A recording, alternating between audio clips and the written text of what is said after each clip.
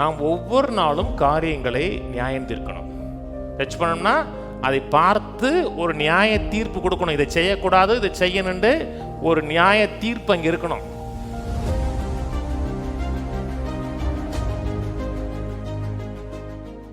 நீதிமொழிகள் 1:3 வசனம், விவேகம், நீதி, நீதி, நியாயம், அதுக்கப்புறம் நிதானம். நியாயம்னா ஜட்ஜ்மெண்ட், நியாய தீர்ப்பு, அதுதான் நியாயம்னு சொல்லுது.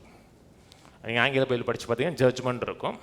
ஒரு காரியத்தை குறித்த சரியாக நியாயம் தீர்க்கிறது.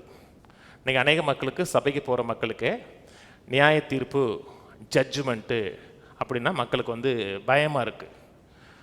ஐயோ நியாய தீர்ப்பு வருதா, நியாய தீர்ப்பு வருதுனாவே மக்களுக்கு ஒரு பயம் இருக்கிறது. நாம் ஒவ்வொரு நாளும் காரியங்களை நியாயம் தீர்க்கணும்.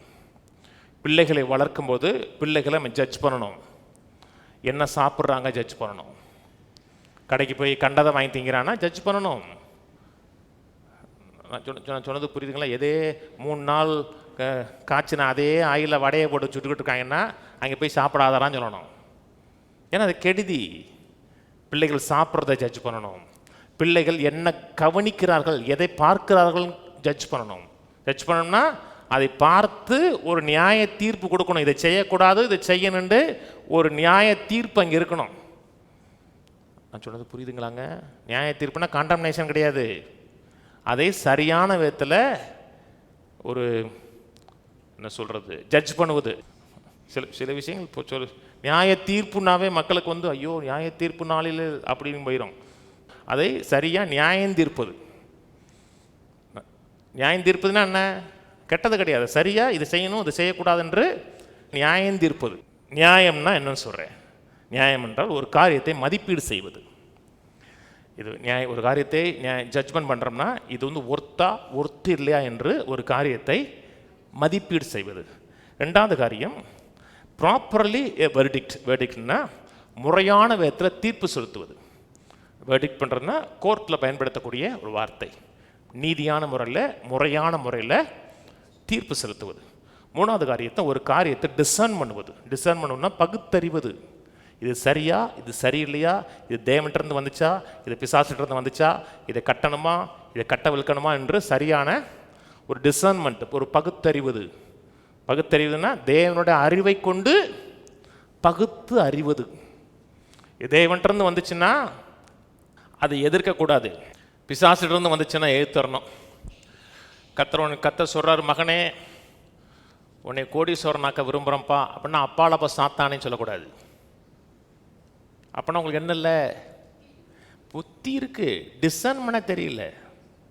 ஒரு காரியத்தை நியாய தீர்ப்பு கொடுக்க சொல்லல, சரியாக தீர்ப்பெழு தெரியல. சரி இது தப்பு, தேவன்கிட்டருந்து வந்ததுன்ட்டு உங்களுக்கு சரியாக ஒரு காரியத்தை டிசர்ன் பண்ண தெரியல. கர்த்தர் சொன்னார், தேவனுக்கு கீழ்ப்படிந்திருங்கள், பிசாசுக்கு எதிர்த்தெழுங்கள். இதெல்லாம் அந்த நியாயத்துடைய ஜட்ஜ்மெண்ட் பண்ணக்கூடிய காரியத்துடைய விளக்கம்.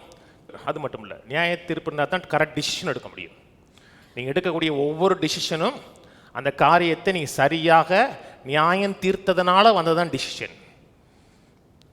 நான் சொன்னது புரியுங்களா? ஒரு காரியத்தை இப்படி செய்யணும், இப்படி செய்யக்கூடாதுன்னு தெரியுங்கன்னா அந்த காரியத்தை, நான் சொல்கிறது புரியுதா உங்களுக்கு? ஒரு காரியத்தை குறித்த சரியான நியாய தீர்ப்பு கொடுத்துருக்கீங்கன்னு அர்த்தம். அதுக்கு ஒரு கரெக்ட் ஜட்ஜ்மெண்ட் கொடுத்துருக்கீங்க, அது நியாயம் தீர்த்ததுனால சரியான டிசிஷன் எடுத்துருக்கீங்கன்னு அர்த்தம். மக்கள் புத்தி இல்லாமல் சொல்லக்கூடிய ஒரு காரியம் என்னென்னா, பைபிள் சொல்லுது நம்ம நியாயம் தீர்க்கக்கூடாதுன்னு சொல்லுது.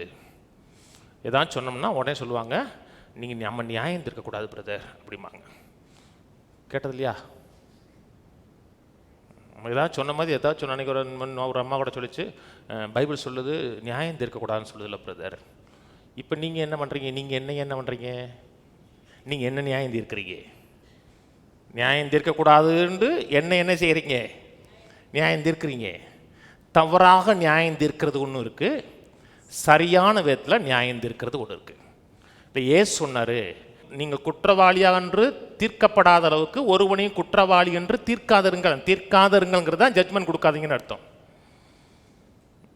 டோன்ட் ஜட்ஜுங்கிறது இல்லையா? ஒருவனையும் குற்றவாளி என்று தீர்க்காதருங்கள், தீர்ப்பு கொடுக்காதிருங்கள். நியாய தீர்ப்பு தீர்ப்பு நியாயம் அதெல்லாம் சேர்ந்து தான். நியாய தீர்ப்பு கொடுக்காதிருங்கள். மக்கள் சொல்கிறாங்களே நம்ம ஜட்ஜ்மெண்டெல்லாம் இருக்கக்கூடாது. ஜட்ஜ்மெண்டெல்லாம் இருக்கணும் என்ன சொன்னோம்னு அர்த்தம்னா, எதையுமே நீங்கள் குற்றப்படுத்தியே பார்க்கக்கூடாது, அவர் ரொம்ப ஜட்ஜ்மெண்டல் அப்படின்னு என்ன சொல்கிறாங்க? கேட்டதில்லையா அந்த வார்த்தையில்? எல்லாவற்றையும் குறையான காரியத்திலே பார்க்கறது, எல்லாத்தையும் குறை சொல்றி பார்க்கறது. அப்படி நெகட்டிவ் ஜட்ஜ்மெண்ட்லாம் இருக்கக்கூடாது. ஞானத்தோடு அறிவோடு ஒவ்வொரு காரியத்தையும் நான் ஜட்ஜ் பண்ணணும். நான் சொன்னது புரியுதுங்களாங்க? அப்போ தான் உங்களுக்கு ஞானம் ஆப்ரேட் ஆகுங்க. ஒருத்தர் வந்து உங்கள்கிட்ட பேசுகிறான்னா ஏன் பேசுகிறான், எதுக்கு பேசுகிறான், என்ன காரணத்துக்காக பேசுகிறான்னு உங்களுக்கு ஜட்ஜ் பண்ண தெரியணும். ஜட்ஜ் பண்ண தெரியலன்னா கஷ்டம்.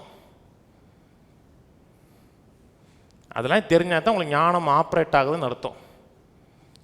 என்ன காரணத்துக்காக பேசுகிறாங்க அப்படி தெரியணும் உங்களுக்கு. விளங்குதா? சிலர் என்ன சொல்கிறாங்கன்னா, நம்ம ஜட்ஜ் பண்ணக்கூடாதுன்னு இருக்கான்னு சொல்கிறாங்க இல்லையா, அவங்க என்ன சொல்கிறாங்கன்னா, ஆங்கிலத்தை சொல்லுவாங்க தேர் இஸ் நோ அப்சல்யூட்டுங்கிறாங்க. தேர் இஸ் நோ அப்சல்யூட்னா எதுவுமே நிலையானது கிடையாதுங்கிறாங்க. நீங்கள் அந்த வார்த்தையை கேட்டிருக்கீங்களா? தேர் இஸ் நோ அப்சல்யூட்னா எதுவுமே நிலையானது கிடையாது, எல்லாமே மாறிட்டே இருக்கும். அதனால் மாறிக்கிட்டு இருக்கிற காரியத்தில் இதான் நிலையானது என்று நீங்கள் தீர்ப்பு சொல்ல முடியாது. ஏன்னா காலத்துக்கு ஏற்ற மாதிரி எல்லாமே மாறும். அதனால் இதான் சரின்னு நீங்கள் சொல்ல முடியாது.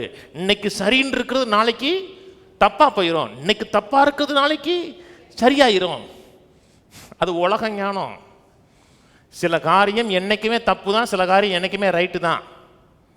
தேவனுடைய வார்த்தையிலிருந்து, தேவனுடைய பார்வையிலிருந்து இங்கே பார்க்கக்கூடிய ஒவ்வொரு காரியமும் சரியானது சரியானது, தவறானது தவறானது.